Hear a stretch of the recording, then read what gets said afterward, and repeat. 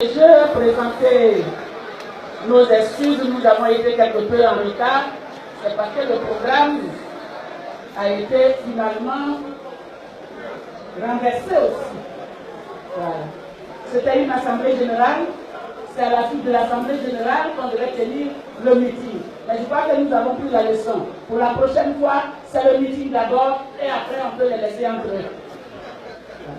Merci. Alors la direction est venue vous appuyer. La direction du Front populaire ivoirien ici est représentée par Mario Declorion, Maître Kwasi André, Assouma Juliette, Koulibaly Yakouba, Komono David. Je crois. Il me semble que tout le monde est là. SN, ça c'est la GFCI, je l'ai trouvé là. Ah, Maurice, où tu es? Ok. Donc de toute façon, ils vont arriver, hein. Mais c'est ceux qui sont là. Merci, mais je voudrais particulièrement saluer le secrétaire national de la GFCI qui nous a mis ici. Je voudrais saluer la jeunesse responsable du Front populaire ivoirien.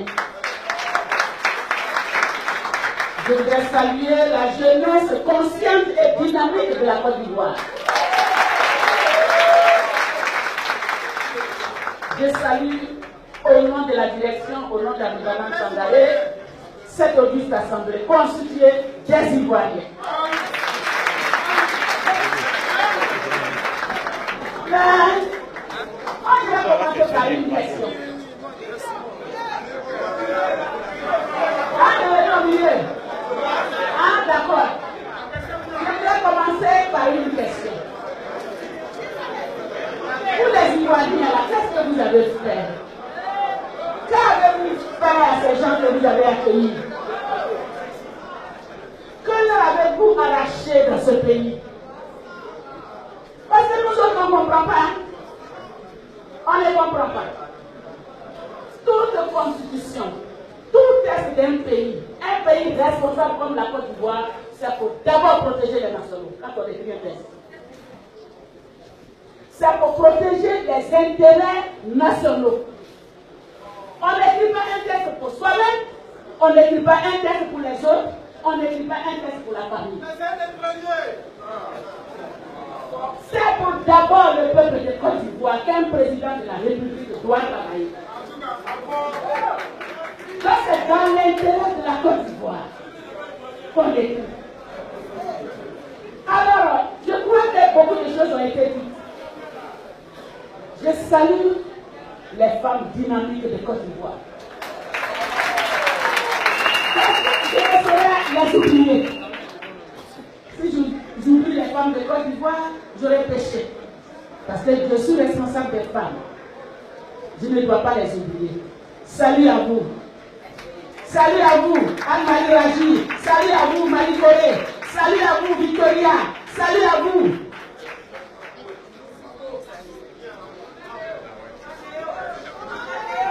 Salut à vous. Je salue Maman Léo. Elle n'est pas là, elle est là. Je salue toutes les résistances de Côte d'Ivoire. Tous les résistants de Côte d'Ivoire. Nous sommes ici. Vous avez les salutations de la gouvernement Sangaré et de l'ensemble de la direction.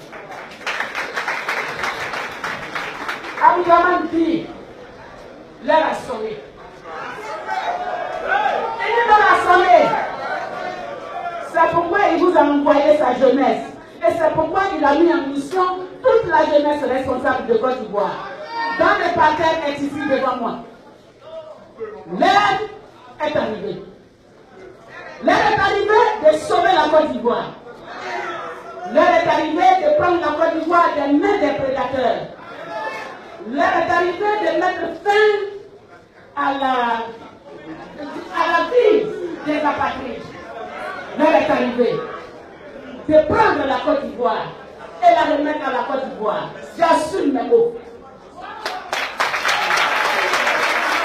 L'heure est arrivée de prendre la Côte d'Ivoire et de la remettre à la Côte d'Ivoire. C'est pourquoi les Ivoiriens vont se retrouver très bientôt. Aboudaman dit, il y a une conférence de presse dès lundi. C'est lui qui va vous annoncer la date de la marche de protestation.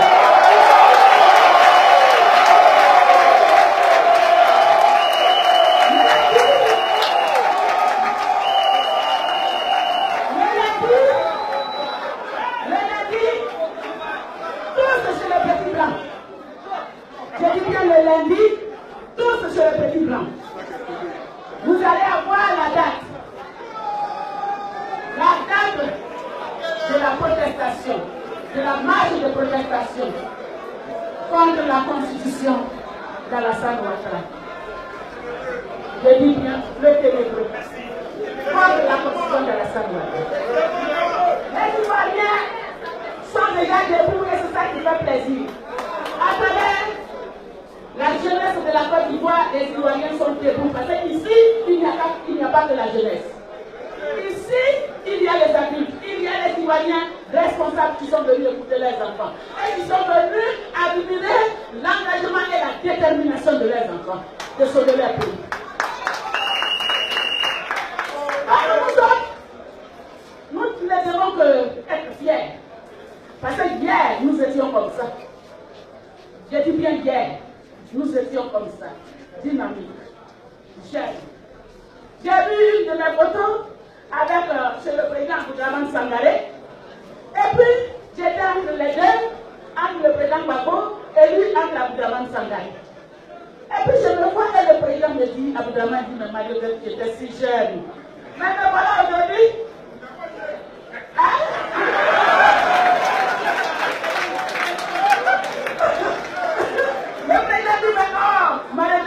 Si jeune, n'est-ce pas?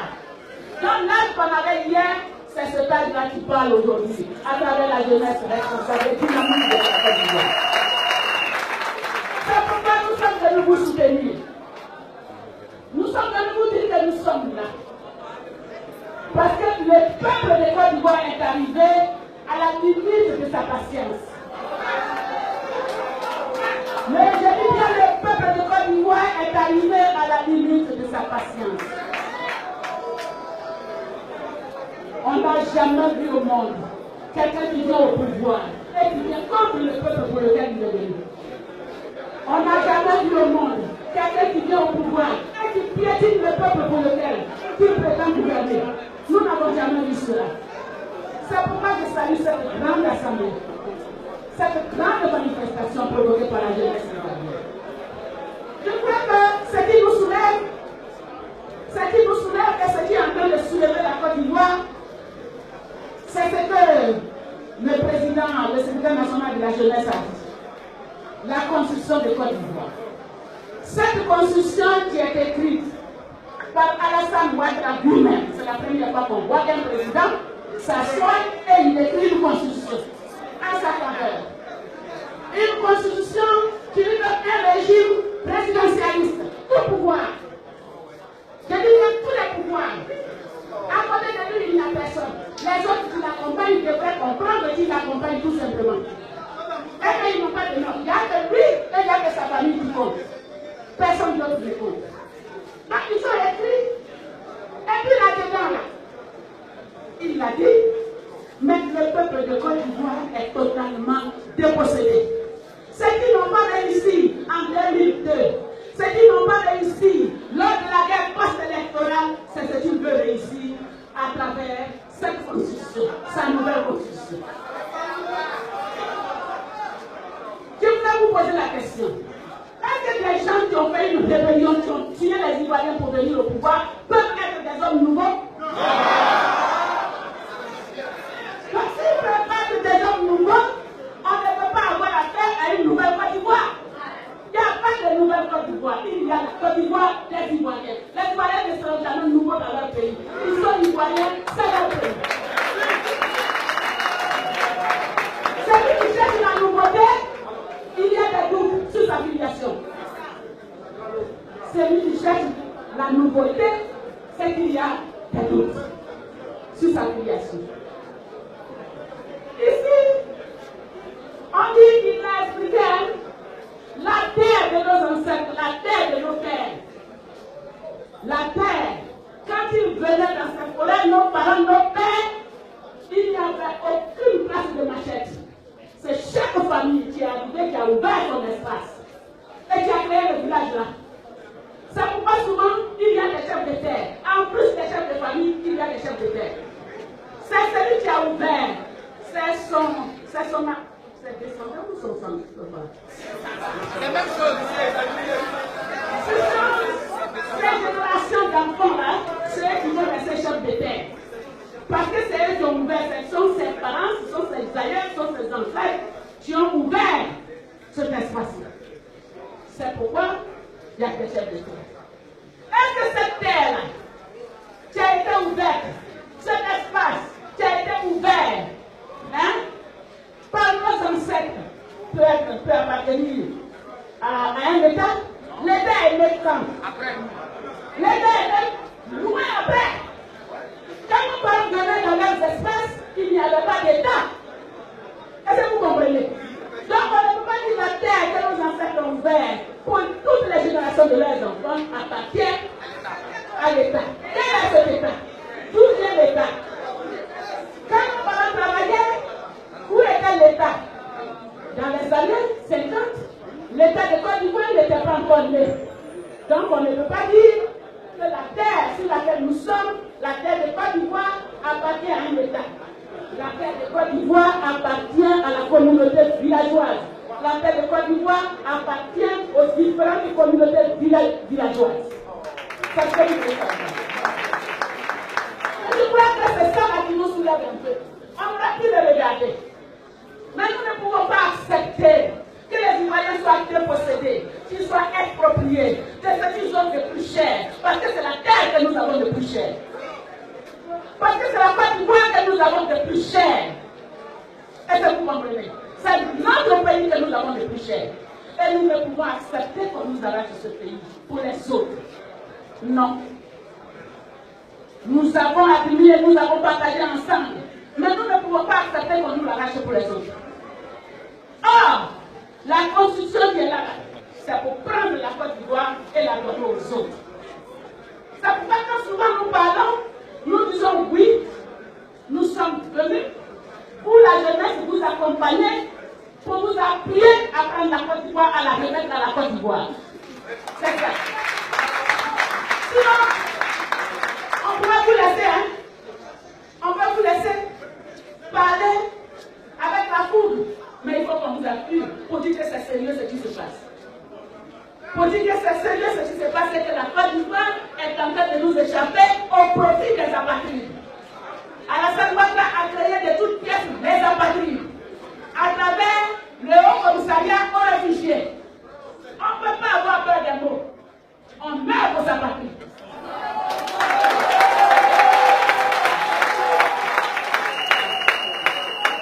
Et c'est ce Haut Commissariat des réfugiés qui est complice de Alassane Ouattara.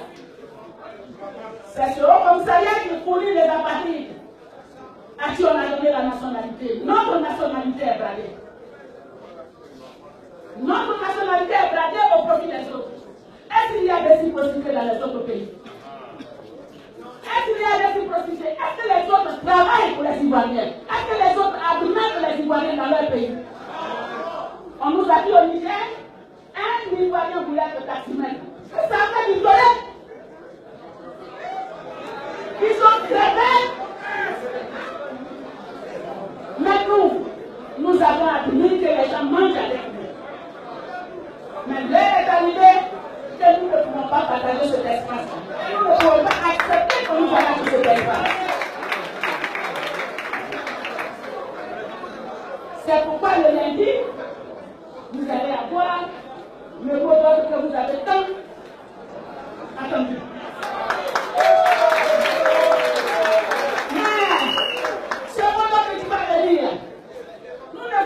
Aucun Ivoirien, parce que ce n'est pas l'affaire seule du Front populaire ivoirien, c'est une affaire de la Côte d'Ivoire.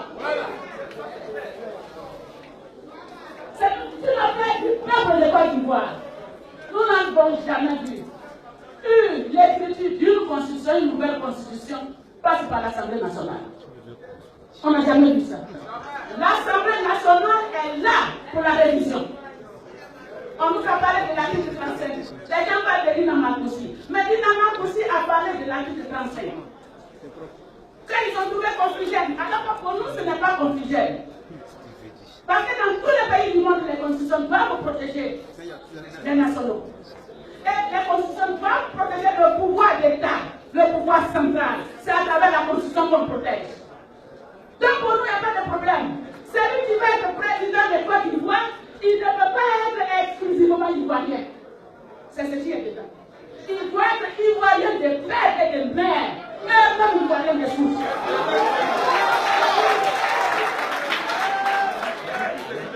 Et nous n'avons pas fait de ça. Parce que dans la constitution du Burkina Faso, c'est écrit. Il faut être burkinabé de père et de mère, et même burkinabé. Est-ce que vous comprenez? En Algérie, les lois, il faut les respecter. En Algérie, quand tes parents n'ont pas fait la guerre d'Algérie contre la France, tu ne peux pas devenir président. La Grande Amérique. La Grande Amérique. Et pourtant, les Américains ne se plaignent pas, hein? Ils sont américains. Mais ton avion n'a pas tourné. En l'air, tu vas être né dans l'avion, tu n'es pas né sur le sol, tu ne peux pas être président. Tu ne peux pas être candidat. Qu'est-ce que la Côte d'Ivoire a fait? Qu'est-ce que nous avons fait pour mériter cela? Qu'avons-nous fait? Est-ce un crime d'accueillir les autres? Est-ce un crime de donner à manger aux autres? Je vois que voilà le crime que nous avons commis. Partager nos richesses, c'est ça. On n'aurait pas pu. On n'aurait pas dû. Mais on est déjà dedans. Mais la dernière manche, ceux qui n'ont pas eu lors de la guerre post-électorale, ni lors de la rébellion de 2002, c'est-à-dire la terre, qu'ils peinent à avoir, ils ne l'auront pas. Ils ne l'auront pas, c'est pourquoi nous devons nous lever pour ne pas qu'ils aient effectivement. Nous devons nous lever pour empêcher même la tenue d'un référendum. Parce que s'ils sont même allés dans les urnes, vous connaissez comment ils procèdent. S'ils sont allés dans les urnes, vous connaissez comment ils procèdent.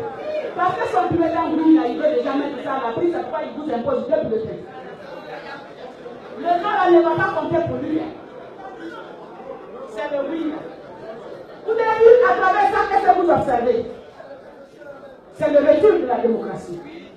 C'est le recul des acquis démocratiques pour lesquels nous avons lutté. Hautement lutté. Pour lesquels Laurent Gbagbo est aujourd'hui en prison. Parce que c'est pour ça qu'il est en prison. C'est parce que nous avons ouvert les yeux. Et c'est parce qu'il a travaillé pour le peuple de Côte d'Ivoire qu'il est en prison. Est-ce que nous allons faire? Nous allons laisser faire? À ce moment-là, si nous laissons faire, c'est que nous-mêmes nous avons tué 2 fois par nous. Est-ce que vous comprenez? Si Alassane réussit et qu'il tient son référendum, et que nous ne l'avons pas empêché, c'est que nous avons tué 2 fois par nous. C'est que nous avons mis 2 fois en prison.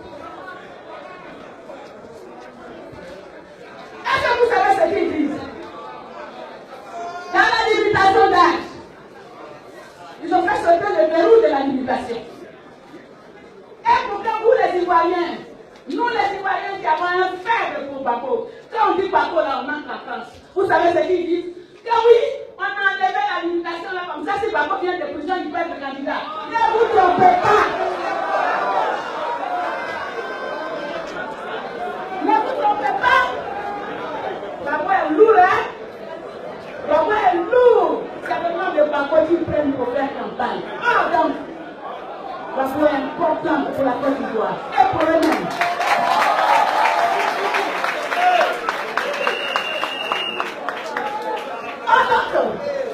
Mme Gbagbo est incontournable dans ce pays.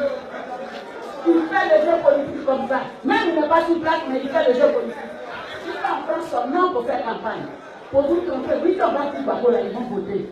Jamais on ne votera ça. Et jamais on ira à des élections. Jamais on ira à ce référendum. Nous devons faire barrage. Abou Rahman nous demande de faire barrage à ce référendum. On ne peut pas prendre le nom, c'est de la méchanceté. C'est diabolique. Vous avez amené quelqu'un loin de son pays et vous connaissez son importance. Vous prenez aujourd'hui son nom pour faire une campagne, pour que vous réussissiez votre action unique. C'est ça qui est le problème. Donc ne vous trompez pas. Hein? Ce jour-là, dites le nom Babo, on n'en veut pas. Ce jour-là, où il vous demande que Babo va, si Babo vient, est-ce que vous pensez que ça peut Babo, ils ont fait la constitution? Est-ce que c'est pour Babo vraiment ils ont fait la constitution? Ils ont fait sauter les verrous de la limitation de mandat. Est-ce que vous comprenez? Ils ont fait sauter les verrous comment on appelle, de l'âge. Tu peux avoir 100 ans, 150 ans si Dieu t'a aidé à suivre, tu peux être gaga pour être à la tête de la Côte d'Ivoire. Je crois qu'on veut imbéciliser la Côte d'Ivoire. Je crois qu'on veut médiocriser la Côte d'Ivoire. Et nous ne devons pas l'accepter. Nous ne devons pas accepter qu'on imbécilise notre pays. C'est un pays qui vaut son pesant d'or. La Côte d'Ivoire vaut son pesant d'or. Nous ne devons donc pas reculer. Nous sommes venus vous dire de ne pas reculer. De rester dans cette dynamique où vous êtes déjà. De rester dans cette détermination où vous êtes déjà. Parce que nous sommes fiers de vous. Nous sommes très fiers de vous. Nous sommes fiers de vous. Vous voyez, tout à l'heure j'ai parlé de la terre. Même l'exemple concret de ce que nous disons arracher la terre, c'est 20 hectares. Déjà, ils ont pris 400 hectares. Ils ont déjà pris, ils ont coupé tous les plans, les réals des propriétaires kenyans.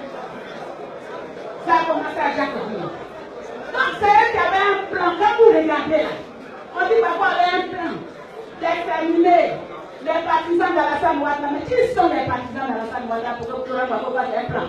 Ils sont qui? Ils sont quoi? Ils représentent quoi? Ils sont où? C'est eux plutôt qui avaient un plan. Un plan de destruction de la Côte d'Ivoire. Mais un plan de dépossession de la Côte d'Ivoire. Un plan d'expropriation de la Côte d'Ivoire. Et c'est ça que nous sommes en train de voir. C'est pourquoi tous ces mouvements, chaque Ivoirien doit se lever, chaque Ivoirien doit se sentir concerné par les mouvements des jeunes, par les mouvements qui va sortir lundi. Donc on va te donner la date le lundi. Lundi à Koudraman de sa bouche propre, là va vous donner la date. Je dis bien propre, sa bouche propre. Ce n'est pas une bouche comme les autres.